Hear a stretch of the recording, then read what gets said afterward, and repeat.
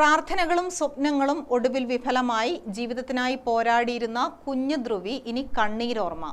മൊകേരി കടയപ്രത്തെ രജിലേഷ് ദിവ്യ ദമ്പതികളുടെ 6 മാസം പ്രായമുള്ള മകൾ ധ്രുവി രജിലേഷാണ് മരണത്തിന് കീഴടങ്ങിയത്.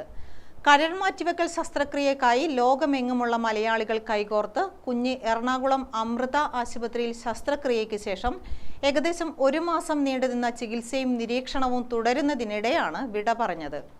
ജീവിതത്തിന്റെ തുടക്കത്തിൽ തന്നെ വലിയൊരു പോരാട്ടത്തിലേക്ക് തള്ളപ്പെട്ട കുഞ്ഞായിരുന്നു ധ്രുവി.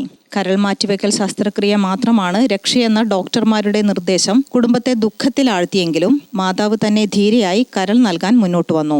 സാമ്പത്തികമായി ബുദ്ധിമുട്ടിലായിരുന്ന കുടുംബം ആദ്യം ആശങ്കയിലായെങ്കിലും നാട്ടുകാരുടെ കരുതലും സ്നേഹവും അവർക്ക് വലിയ ആശ്വാസമായി. നാട്ടിൽ രൂപീകരിച്ച ചികിത്സാ സഹായ കമ്മിറ്റി ഗൗരവം ഉൾക്കൊണ്ട് വളരെ വേഗത്തിൽ പ്രവർത്തനം ആരംഭിച്ചു.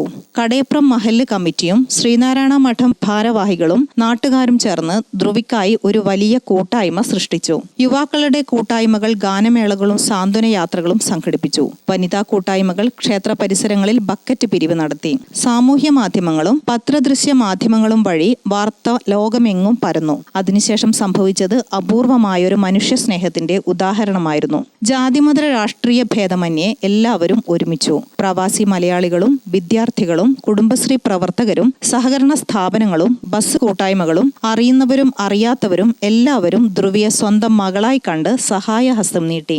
ആദ്യമായി ലക്ഷ്യമിട്ടത് 50 ലക്ഷം രൂപയായിരുന്നെങ്കിലും ഒടുവിൽ 71,28,314 രൂപയാണ് സമാഹരിക്കാൻ കഴിഞ്ഞത്.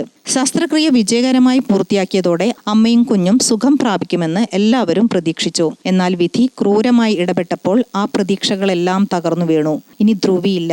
അവളെ രക്ഷിക്കാനായി ഒന്നിച്ചുയർന്ന ആയിരക്കണക്കിന് മനുഷ്യഹൃദയങ്ങൾ മാത്രം ബാക്കി.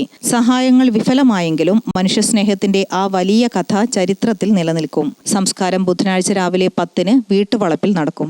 ഗ്രാമിക ന്യൂസ്, തലശ്ശേരി.